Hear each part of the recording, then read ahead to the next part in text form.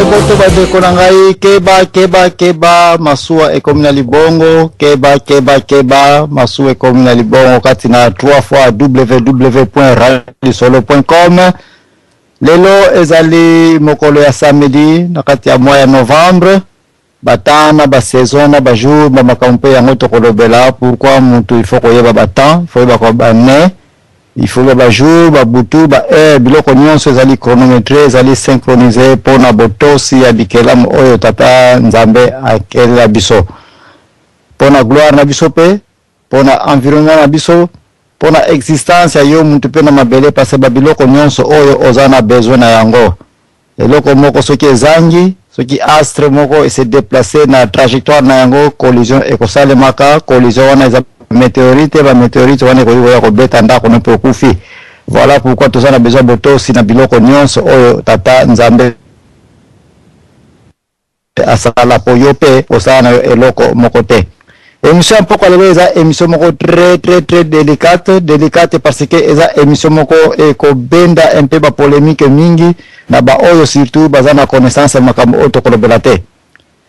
Mais na ba oyo bazana connaissance makambo tokolobela eza émission moko kitoko eko benda ba connaissance mingi. Précisément bandeko ba chrétien, j'insiste beaucoup et que émission ya lelo okozala un peu surpris et au départ okozala dessus. Et ce qui peut vous aider dessus, les amalamu pour être au apprendre leçon et puis ok comme ça la recherche et puis n'attend rozonga au bakisi un plus na likolo ya connaissance chrétienne, connaissance biblique oyo ozaina yango parce que tozana intention mon côté pour na koya ko déranger ba makamu oyo yebi mais intention moka tozaina yango ya koya ko bakisa likolo ya oyo yo oyebi. Émission poko lelo ekozala mingi na faveur ya bandeko oya bokoko na pesi bino déjà en avance ba makamu tokolobela awa. Pourquoi en faveur ya bokoko? Parce que ba makamu ebele o bandeko ba chrétien ba ignoraka to ba kanisaka ete bandeko bokoko ba ya kosala ba vanti na ba makamu ya kotia lelo na banza o comprendre un peu leçon na yo ya kozanga kosala un peu ba recherche en dehors ya Bible, en dehors ya nature ya kozanga pe kotungisa molimo ya nkolo Yesu po esunga yo malamu koyeba ba makambo oyo okoki unepa komona yango na Bible ya wana nkolo salobaki te molimo santango koya ye esprit révélateur e ko révéler ba makambo ebele oyo zangi ko yeba mena kota bokoko désavantage pe ekoti kozala soki tokoyokana te na ba point mususu oyo eza kofunda réalité oyo koyiko sala pasi. Mais ceux qui beaucoup tenté de corrompre, yango pona ko forcer yango pona philosophie ya bokoko oyo ya bokoko ya date lelo ya 2012 pour être ko rezo place pour vous profiter na émission oyo que bossa la campagne la bino intox pona ko influencer bato balanda mouvement na bino to ba croire. Alors là vous serez déçus parce que intention de émission oyo ezali ni ko évangéliser ni ko benda bato ba joindre bande ko bokoko te. Mais ezali information pour la connaissance ya ngai na yo mpoete pasi oyo eyeli biso na Congo na Afrique modification ekoka un peu ko salema sur base ya mon peuple périt par manque de connaissances. Donc ce que vous avez connaissance qui est nguvu ce que vous avez connaissance qui est oyo nyonso sili ko yeba sagesse de okomona ete eza malamu okwa ko modifier ba makamu sur base ya sagesse ozana ngoki yango tokolobela. Titre lelo eza un peu mulai parce que ça combiner deux makambo. Ya liboso naza ko pesa ngo avec affirmation, confirmation était moi si na mabele précisément la congolaise et tokoya ko démontrer yango azali na base ya ba malédiction, azali na base ya ba problème azali na base ya complication mingi eza koleka na planète terre kaka te mais na ba planétarium nyonso tozali na yango na mabele o na système solaire kaka te mais na galaxie nyonso na ba galaxie kaka te mais tipe na lola na kiti ya yeme tata nzambe mwasi aza na base ya situation oyo et cette femme naza ko pinpoint très bien sans tabou sans mâcher mes mots que n'a pas démontré yango c'était une congolaise parce que congolaise pourquoi des places émission de batata tokolobe ba Nephilim ba Nephilim bazali bikelamu oyo babengamaki ba géant. Est-ce que ba exista kite? Est-ce que bazali na Congo to bazali na ba place mususu to ko démontrer yango? Lelo yo nazako ke na conclusion na tia on a liboso ya introduction et que oui ba Nephilim bazali na Congo. Est-ce que basila to ko démontrer que oui bazoni kutusuma kasi bazali ba géant ba zombie wana? On va en parler. Mingi boko ba mbuta zambwana yo komko ndio kama kindo kima kamba zombie. Ouais, kangama nangana émission poko lelo. Grave kozala awa parce que tokolo makambo ya mariage koma ba mama Congo babala na kina ba Angelou et puis désordre kokota tokwa take pe koma ba Angelou ba yeko bota na bato ya momabele oyo. Alors nyonso oyo okotuna na mbuta za mbwana uza koyela biso ba connaissance na yo ngai pe na prendre na yango epa ya mpaka na biso tata na biso oyo amona kimeme nkolo Yesu avant ayana babele oyo akoma kimeme presque quelques centimètres quelques kilomètres to quelques distance mobo na Nzambe oyo abenga mikombo ya Enoki azalaki un africain na ya cadre ya Éthiopien bato balobaka yango mais tokoya ko démontrer ete akokaki ou ne pas kozala vraiment un Éthiopien mais zoyega comme un africain. Et d'abord merci mingi lokola za ba spécialiste ba kotelingana taka docteur Mfitankanga mutuna linyaka ya trône ba recherche na mutoko kabulaka ne ba connaissance kitoko et je lui fais aussi confiance na bakame belé alobaka awa ayaka ko sakana te il n'est pas là pour blaguer akoki pe ko yako bonga journée na yete po yako kotela kabiso awa et pona non, c'était un garçon que je reconnais qui est très sérieux. Ce qui m'a recommandé bino mutu, c'est que natie temple nangai, natie signature nangai, natie ka signature na n'importe quel côté. Butamukolo pe aza un peu indisposé, mais mbao aza ko se préparer à koyer la biso. Alors, pour to bandi vraiment à l'air, na kozala suna temple za ya koloba mingi te passer makamuza ebele to kolobela, mais avant to kende nako préférer un peu na pesa bal na bandeko ya bokoko bango bakokana ko centre bal simande biso to koyeba ko ba chrétien bakokota na ko ba obazaba non chrétien bakokota comment to ko balancer les situations mais lokola na bien que masola mpoko yoza na avantage mingi ya bandeko bokoko ki biso ba chrétien to za un peu mayele okoya na bible problème ezate to ko analyser yango na za na awa okoya ba connaissance spirituelle problème ezalite tokotala qu'est-ce qu'on peut faire. Alors pour la émission ningana peza makasi te avant na koma na ba point makasi na yebi sibino photo sana sarclage tout autour ba connaissance tokoyi ko za na ngoto yokana et puis mande to avancer émission ndeko dompe na ko inviter yo na ba connaissance na yebeli na ba recherche no sala kana effort no potila ba na ba tano ya kotanga oyebisa biso un peu en combinaison avec la croyance de bokoko ou to bien le bokokisme vous rejeter yango na soki likamuna yoka na muntu te na insistaka te bolinga ite babenga bino ba bokokisme bolinga ite babenga ba bokokiste na sala un effort na meka suko zomela kuna te parce que soki to yoka ni te c'est que je ne peux pas continuer à vous provoquer si bien que pona ngala kitoko mais bino bolinga kana bino te. Alors ndeko dompe kota un peu na ba science na ba connaissance no selon bokoko on me un peu ko expliquer biso que signifie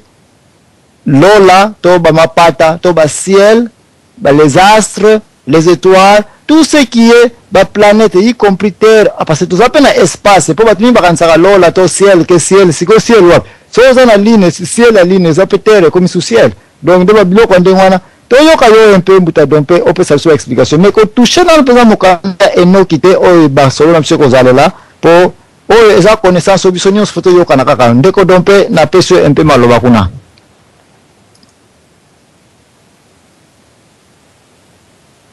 na moni gap ezali pona ndeko dompe atombola masolo a bonimbisi papa zabwana ande na senga kibino sobo ko kiko pesa ngai 10 minutes kaka akozala vraiment prêt pour na bino na sengi bonimbisi na ba auditeur nyoso mais en tout cas dans 10 minutes na sisa ilo ba osala rapidement akozala masolo ezali vraiment intéressant et sengi ko sola mala azo simalo matongo. Merci na ndenge ozongisi suma loba awa. Alors na ebike bandeko bele bakoti ndeko poati pe ozaliwa na pesio mbote na yebite ndeko poati soko za na question yo na kopesa yo na sujet moko o développer te parce peut-être ko landa biso kaka mais na pesio e boto kuna Napenda pesio iboto papa Zambwana ainsi que papa BSV na ba nekotu ba na radio du Solo. Merci. Merci. Comme ça, on a développé la première section, il y a Mwasi. Alors, histoire awa tokokenango na oyo to bendi na mukanda Enoki. Enoki pona bandeko ebele ba yebiye précisément bandeko bokoko ba makambo ebele bomona ka basala ka balobaka mutako sabinote eloko sika na mabele ezalité. Biloko nyonso ça existe déjà. To landara to yaka ko développer malem na likolo. Mukanda Enoki soki ba chrétien baza ko landara baza 100. Okebite il n'y a même pas 10 chrétiens basi batanga mukanda ya Enoki. Raisonnant batangela yango te parce que il faut le reconnaître que Bible est kitoko, Bible est kopona yona ngai to mona lola. Malheureusement, il faut que yeba ete Bible par définition est une collection de livres. Et puis yo po ko la Bible no ya kolamba mfumbwa. Bible ya kizini ya Congo. O collectionner ba maya ba mosaka ba mbika ba nini o komi nyonso no benyo King Bible. Donc Bible ya kolamba ya kiusiniero ya Congo. Bible na yo yango wana. Ba Bible va bele na mokili ba Bible linga ko ba collection ba livre. Alors décision ya muta ko collectionner ba livre de yango wana mutesala qui était Bible même chose aller avec soit 33 dans Nouveau Testament, 66 dans Ancien Testament et puis epesi Bible wana dans la Genèse na Apocalypse. Bible na Roma bazwa ki desu ya ko collectionner ba livre ndenge ba monela ki yango. Bible na Roma bazwa ki pe desu ya ko tika mikanda mususu pe batango na gauche ba Makabe ba Enoki ba nani ba Pothétique ba nini tout ça batika yango na bango moko par inspiration, soit spirituelle, soit divine, ou décision politico-administrative à Roma, et il faut conclure que Bible aux années Mamboko, les alliés de l'Engue et les alliés. Il n'y a aucun mal, bon, on n'a pas un il n'y a aucun mal, on n'a pas un teaka, il n'y a aucun mal, on n'a pas un benda foi, oyo, et que côte sanga, na tata nzambe, à travers un colo yesu masia, ou azali mobiki si sauveur nangaye, wanangaye, ya yo na yebi nangaite, na pesi bino position nangaye. Mais Bible na bozangi kokotisa ba livre mususu batu bazali batu tozali tokenda kape kokundola ba livre mususu oyo eza na kati ya Bible te poto tanga yango poto yeba na biso masweka munini pe eza na kati ya Bible wana to ba livre wana na mokanda ya Enoki eye komona na ete ba masweka mu eza na kati ya mokanda wana est encore beaucoup plus ancienne que la Bible même écrite au départ par Moïse. Et l'iniko va être ce que ce temps mokanda ya Genèse o expliquer comment mokili e bandelaka olia kana yote otonda kana yote bande kona ngai. Ya wana bike so ba chrétien baza 100 peut-être 10 kaka batanga yango. Et na 10 o batanga yango bangwana baza ko tonda un peu très bien ba ko ba ke Moïse dikamaza ko loba na yebi ne pourquoi zo lobela yango mais yo mutu nano tanga Enoki te oza mutu moka ozo zelaka balobi ko Abraham azalaki koko yote ente koko yote epo sukuni kwa wana musuki batuni bongo siko ye koko wana bongo siko ye Enoki bongo ye Enoki relation na Noé comme ezalaka vide parce que sukeli kaka place wana connaissance bonne nous en a vie et ko déterminer pe combien musika okokende na vie ni sune ko mona selon lumière kota pe na kati ya ba paupière na yo soki te okomona no kape mukuse. Donc Bible mokanda Enoki ye mutu ya liboso asalela ki vraiment nzambe na lolenge ekoki banda tango mokili esalemaka na tango ya nzambe atsaki mutu na mabele ki Adam na Eva ti na date ya lelo yo papa Enoki ye mutu ya liboso atelemaki vraiment na motema ya makasi amonaki mutu akilo ekoka ya bosantu pona kosalela nzambe na kilo na ye wana pe azwaki faveur ya komata na mapata po ete nzambe alakisa ye maswekamu ya bamakambo oyo esalemaki avant existence na ye na bamakambo oyo kosalema pendant existence na ye na oyo koyela na dernier jour oyo yo na ngai ba chrétien to yeba ke dernier jour makambo kozala boye na boye. Alors na mpoke ezali awa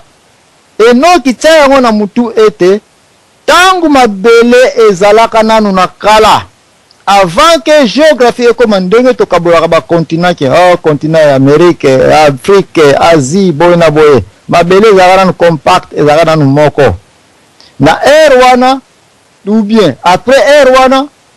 reconnaître yaka été côté Afrique ezalaka ndenge kaka ezali, la terre n'a pas changé pour des billions des années et Noki azalaki un Africain. Batu tokolobela bakombo na bango, ce sont des noms presque africains mais interprétés na hébreu na nini musupe bagada kana na ndinga ya Afrique. Et Noki ayaki komona ete Nzambe alakisaki eke na lola ya eu des anges, ya diable na lola pe ya eu des anges de Dieu. To yebi histoire na potokata na mukuse ba angelo o babundaka na lola et puis ba kabonaki na deux camps quand Lucifer kendaki quand archange Michael pe etikalaki histoire na tokangi en place wana batinda ibango wapi Nzambe kaka mtaibi batinda ibango wapi tokata na bo place wana masolo biso na poko eza wana te Enoki ayeko yebisa biso ete oh mwana na ngai parce que yepate yaki bana na yazaki na mwasi na bana na ye papa Enoki o toza kolobelaka alobaki na biso boye que il est arrivé où même na kati ya lola ba ange céleste ba ange oyo ba servaki Nzambe na bo moi na vérité nyonso ba mitema ya Nzambe ba les vigilants ba o bazaki na rôle ba koza ba les vigilants les makekete ba surveillant o ba batelaka lola ba matakasi mabanda nzazi wana bazalaki très bien na Nzambe na mission moko bazalaki na awa na planète Terre na boye na bango awa bamonaki mama na ngai bana ya batu bazana na planète Terre metala banzele bazana bango donc ba moseka bangalula donc basi moko bamonaki babi mais ces femmes sont vraiment belles nde ba kolula bango et puis bayaki kosala nini kobala bango banjelu babali banani ba femme les femmes oh peza ngano tobotaka toboti bana mais na kosala président lo bayo ngano tobotaka non totikana parce que mpokelele kosala un peu très complexe na angle wana bayaki balulaki basi babalaki bango et na tant babalaki bango bakomi kobota na bango pe bana masolo elinko ya tant babani kobota na bango bana avant bana kobota na bango bana ou pendant basa kobota na bango bana il y a une chose qui est arrivée basi babi mon pambe bongo biso biso to bota na biso na mabele mais bino boye kobota na biso awa bifupo za batu moko trop spécial côté booti bubu ça biso pe makamele ga kuna no makamele ga kuna secret biso kaka parce bino boza bata makili biso to bata lola makamele lola ya mabele mais boyebi quand même basi avec balengo na bango papa boye lingaka ngai te franchement to soko lingaka ngai papa yebisa ngai kaka ba angelo wana bayaki kosala erreur grave kimpuke na bisebani ko ya bazui ba secret baye kolakisa na basi quel ba secret ya liboso il faut comprendre ete ba papa oyo rôle bazalaka nango na likolo ils étaient des vigilants donc surveiller rôle oyo ya iniquité place masumu place ba makamu nyonso ya mabe ezalelaka c'était leur rôle à surveiller parce que na lola ba rôle za ya trop ba ange bazana ba rôle ya trop mais ba oyo rôle na bango c'était des vigilants ya ko veiller ko batela ba place oyo ba mabe ezalaka po mabe ebimate po mabe eyebanate siko ba tata otan ba yaki na mabele oko pesa kana bato eloko za nango soko za eloko na bikite mutazo sengo biki ko pesa bikite faut pesa ka connaissance za na yango ba o connaissance bazali na ya wana ka ko yeba l'iniquité le mal bazwaki ba biloko ba lakisaki na ba mama ya tamba yelo lakisa biloko na ba mama.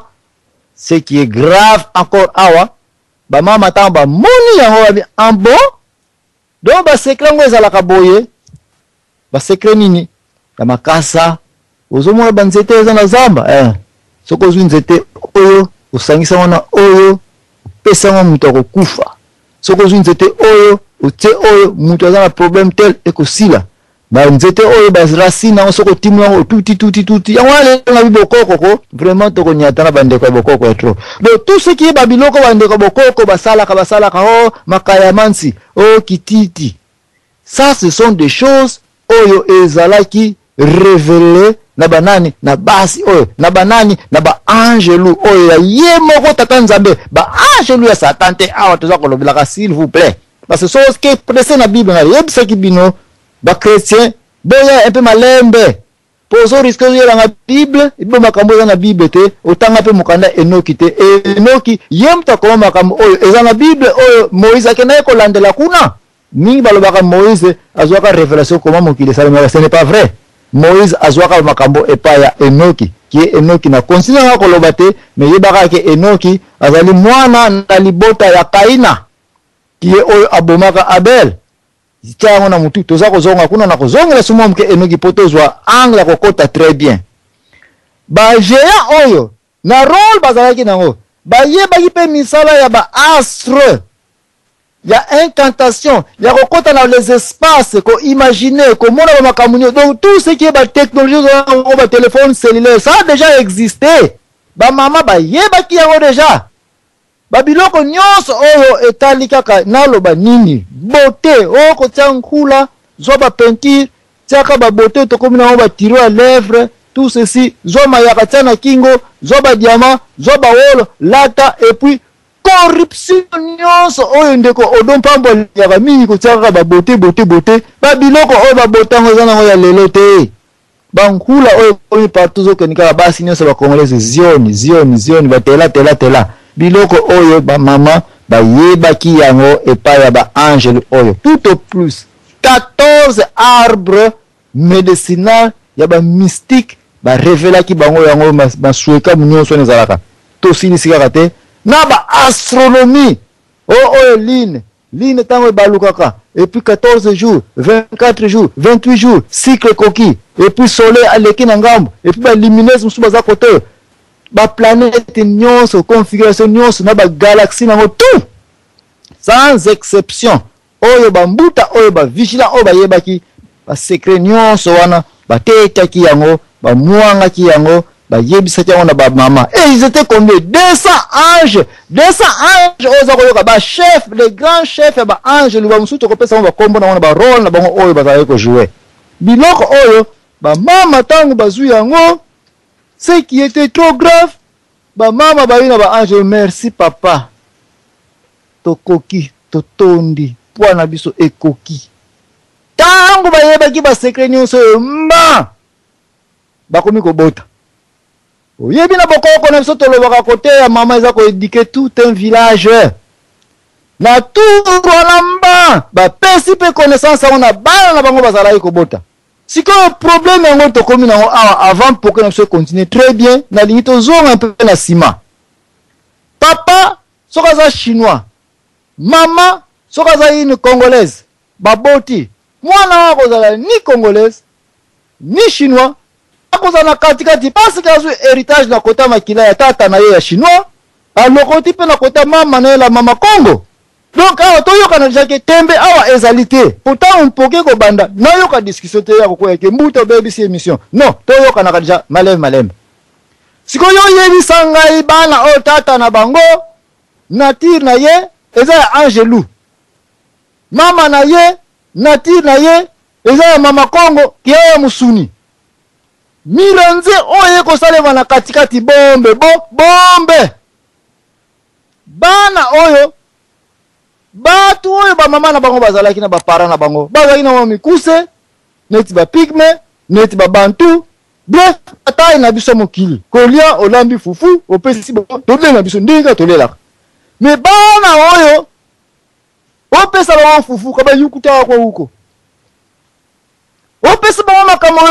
makamu na ndenge na bango bref bana oyo meme mama na bango bakoyi ko contrôler bango te parce que ba mama na bango ba mama Congo na fille ya Congo mais bana bango oyo kabaza yake na kokoba tukiji oyo na kota ba Angelou oyo balingaki jamais mabe mais sikoyo bana baboti bana bazana ngambu na bango te komba Angelu me bana bakati na ngambu ya ba mama na bango batu ya mokili kipelekese ya iko kota wana saga moko ikota na mabele yako saka na te bana oyo enoki alobete non pas seulement bazalaki milai mais bazalaki pe kolia bayeka na bilanga o to lia mamade sous le lot oleme meri nga tondi na ngote tche sous plan soki opesite baye na bilanga na mema dezo mankunzu dia nsati nkunzu dia olami ngulu meri nga tondi na ngote ngulu watozoleka na baba bare yango bosete beboko bunda bana na bref et puis bakoma ko botana génération ba oyo et ko boka na génération les géants non pas seulement bazaki ba les géants mais bazaki ba monstre jusqu'au point où ba ko benga bango kombo oyo retenir yango comme de Néphilim ba Néphilim baza bana oyo ba botami na ba Angelu oyo ba botaki na ba mama Kongo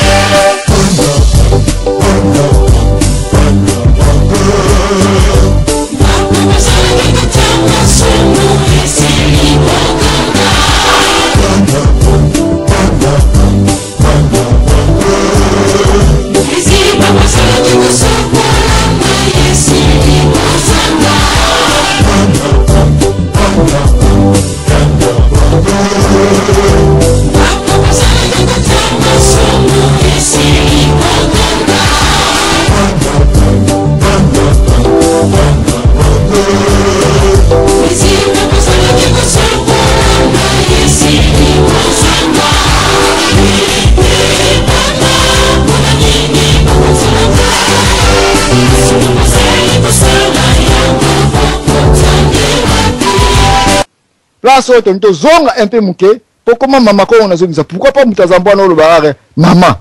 africaine ou bien les femmes sur cette terre nous avons le précisément mama Congo raison dans le mama Congo parce que bana oyo d'abord faut tracer bango faut landa makolo na bango faut landa banzoto na bango okoya komona ete ba Néphilim science kaka te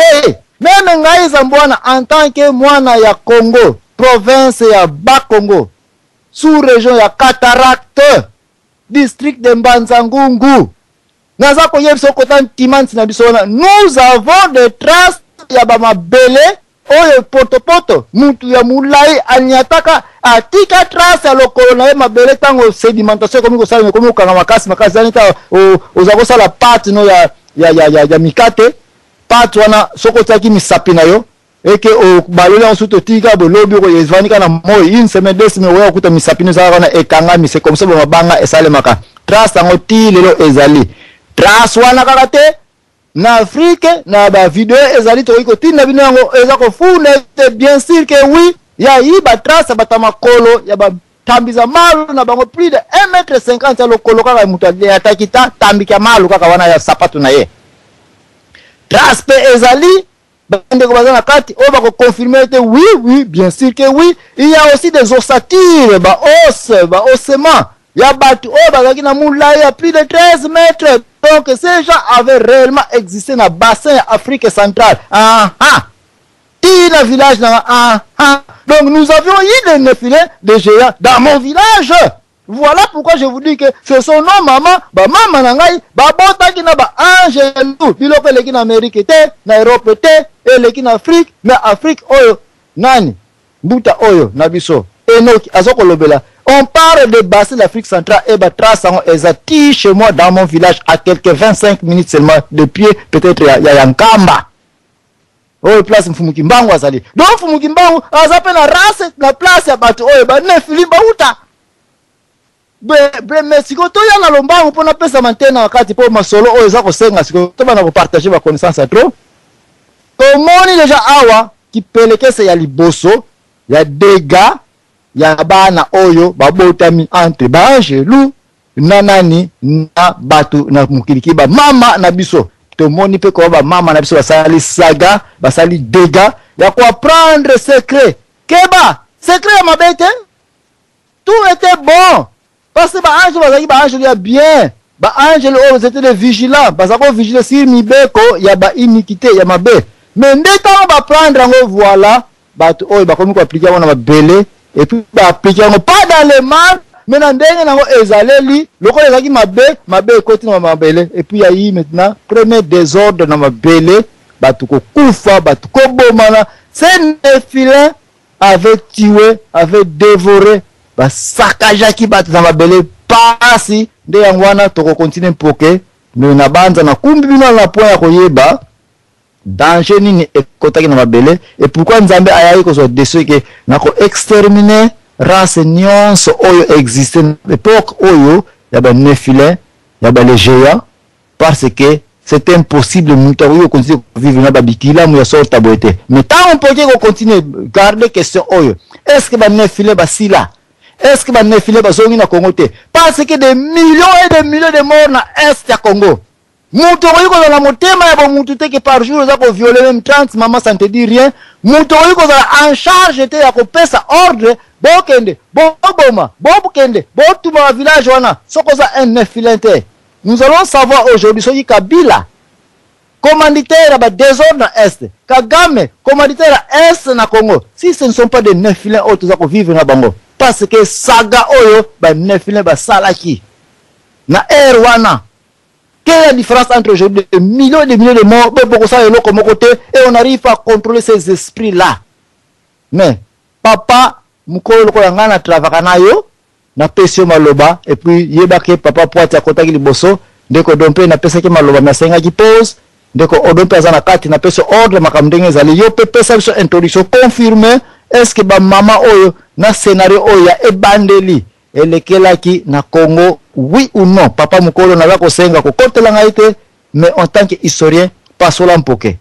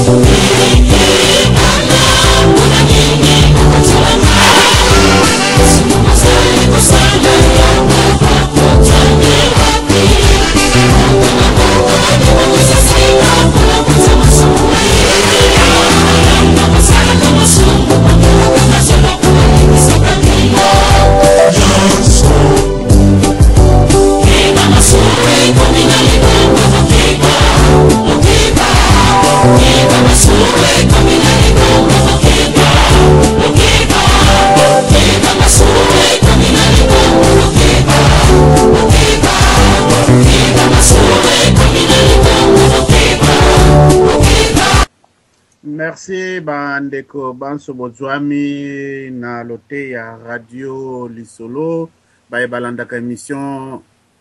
ya biso ya mokolo na mokolo émission ya Mbuta za Mbwana topesi bino mbote mpe longoni ya mingi na bokebi bonso ya solo soki tosali ba regroupement na mutuno yo tuningai toko bandela danu na étude scientifique balobi l'Afrique est le berceau de l'humanité. Afrique pai wapi mwana ya liboso abotamaki donc ye ezali berceau pai wapi bato babandaki vie. Alors soki totali lisusu na kati na Biblia tokomona wana point de vue scientifique na pesi tokomona ete ya solo na kati na paradis description oyo bazali kosala ezali kopusa na mingi na makambo etali Congo to Afrique centrale to lo Afrique en général, to lo ba Éthiopie, to Égypte, na tango na kala. Na kati na jardin d'Eden, oyo bazali kosala description, na kati na Bible, ezali komona na ete jardin wana ezalaki ndenge nini. D'abord, ba fleuve ezali kuna mine. Soki botali na Genèse, bakoloba ba fleuve ezali kuna. Fleuve moko euti na côté ya pays de l'or. Fleuve mususu euti na côté ya est mususu ainsi de suite ba fleuve esangani. Alors na kati ba fleuve wana soki totali configuration ya ba fleuve parce que paradis terrestre ezalaki na mabele pour vrai. Donc soki totali makambo nyonso wana il est loin de nous to lobake paradis terrestre ezalaki na Éthiopie to pardon na Mésopotamie epai bato bakolobaka mingi bakomi balobi ete jardin d'Eden ezalaki na Mésopotamie. Soki totali na bokebi Afrique centrale yango nde ezalaki jardin d'Eden, parce que oyo bazali kobenga ba fleuve kuna na poto soki botali yango bien, par exemple le Danube ou bien ba fleuve mususu baza kuna, ça n'a rien à voir avec ba oyo tobenga na Congo ba rivière. Tokobanda na rivière Mai Ndombe tobandi au lieu de rivière biso tokoloba rivière fleuve Mai Ndombe, tokoloba na Mongala, tokoloba ba fleuve nyonso oyo ezali na hydrographie ya Congo. À quelque part, ce que tobandi ko sala comparaison tokomona solo ete paradis terrestre ezali musika na Congo te, ezali donc na Congo. Mais ezali ba recherche à reconfirmer, bato bako poser ba question ebele. Confirmation spirituelle eye na mfumu kimbangu ayeko loba ete Nzambe asalaka moto na Congo, abandaki kosala moto na Congo. Donc mama oyo mbuta muntu azali kolobela ou tozali kolobela na poko alelo azali mama oyo congolaise a Eva oyo asalaki, parce que science na religion bakomi kosangana. L'Afrique est le berceau de l'humanité et le lobby scientifique. Bible et lobby mutu liboso asalamaka na mabele. Soko tozwika ka description simple wana. Mutu liboso asalamaka na mabele. Bandeko. Mabele nyonso oyo ezali na kati na jardin eposani mingi na loposo mwindo ke loposo mususu. Parce que Nzambe soka azwaki mabele ya jardin. Mabele wana ezali mwindo. Toloba ekokani mingi na nzoto batu mwindo. Donc toloba mabele ezalaka wana tozuna no jardin to tchepembe. Soki siko tozu deuxième élément oyo ezali koloba na Bible kaka bazali koloba ete Nzambe abandi akosali mokili atie banzete nyonso, mais Adam et Eve bazalaki bolumbu. Tokozonga na temps wana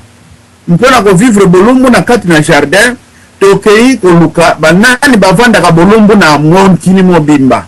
Tomoni ba pygmée baza na Congo, bango bazali ba premiers occupants ya Congo o to ya forêt équatoriale nyonso to ya Afrique centrale, les premiers habitants ezaba. Bato wana bazalaka presque bolumbu, bayebi technique ya bilamba te. Est-ce que toko sala comparaison entre bolumbu na bango na bolumbu oyo bazali koloba na kati na Bible? Totelemi wana tokeli susu na esika mususu balobi ete Nzambe abandaki kosala mokili na banyama ti asali biloko ya ndenge na ndenge. Or soki tokei kotala banyama, nyama ya liboso oyo tata Nzambe asalaki, nyama oyo ya liboso tata Nzambe asalaki ezali hippopotame. Hippopotame soki toke kotala na Bible, c'est le chef-d'œuvre de Dieu. Soki botali yango na Job 38, bokomona yango to Job 38 Job 40, ça dépend version nini ozana yango. Hippopotame ou bien babengi yango le Belmout ou Béliat selon différentes conceptions. Ezali koloba ete le premier animal que Dieu a créé ezali hippopotame. Or hippopotame eza na poto te, hippopotame ezalaka na Mésopotamie te, hippopotame ezali kaka nyama ya Afrique. Soki toke na Kenya tokomona hippopotame, soki toke na Côte d'Ivoire tokomona hippopotame, soki toke na Virunga oya Congo na parc Virunga mpe na bamai na biso nyonso ya Congo ba hippopotame to ngubu ezali. Alors soki ezali nyama ya liboso oyo Nzambe asali hippopotame, donc ça n'a pas de sens que mutu azala musika, parce que jardin oyo hippopotame na banyama nyonso bazalaki ezali wana na kati ya Congo. Donc oyo ezali koloba ngai na lobi ete Congo ezali paradis terrestre. Na ekozwa troisième preuve oyo na 1986 délégation moko ya ba église unie nyonso ya États-Unis elongwaki na ville ya Boston eyaka kovisite Congo ya ba nord américain baza koluka nzela ya kozonga na mboka ya bango ya Afrique. Ntango bayaki kovisite Congo bayaki na église kimbangiste bakomi kuna. Ntango bakomi oyo azalaka chef de délégation na bango aza koloba ete mboka oyo ezali paradis terrestre. Alobaki yango soki tokolanda na ba journaux tokomona makambo oyo ya oyo naza koloba boye. Donc le paradis terrestre ezali Congo. Je sais que toko discuter yango bato baza ebele. Donc soki bato nyama azali ya liboso ezali wana bongo le pays de l'or oyo baza kobenga les pichons oyo ezali fleuve oyo ezali kozinga le pays de l'or. Le pays de l'or yango nde epai bitumba ezali. Soki totali bien pays de l'or depuis l'Égypte pharaonique bazalaki kozwa l'or na Kivu na Aru baoyo bazali na recherche makasi bakoloba ete ba égyptien bazalaki koloba mabele na bango to motema ya mabele to paradis ezali na Aru. Aru, c'est-à-dire le paradis, na ba description oyo ezali na livre de mort. Ba égyptien bazali okende koluka or na pays de Aru. Aru wana ezali na côté ya Kisangani. Côté ya Kisangani, c'est-à-dire toute cette partie-là. L'or nyonso bomonaka oyo bima na mabele oyo ba égyptien bazalaki kosalela or wana ezalaki kouta na Kisangani na Aru na bazamba wana. Ya misatu yuto ya mine 5e preuve oyo ezali kolakisa ete Congo na biso tozali vraiment le cœur du monde, tozali le paradis terrestre, bien que batu babomba kabalobaka makambo yango ndenge wana te, mais ezali bebongo. Ezali ete ba égyptien soki roi akufi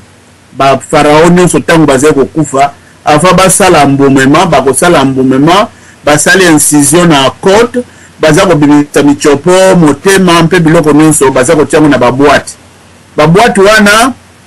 ezali lokola bapoupée russe bakozwa yango basali bacérémonie esili bakotinda yango na Aru, c'est-à-dire bakende koenterre michopo wana na biloko nyonso ya libumu ya Pharaon na paradis epai bauta leurs origines.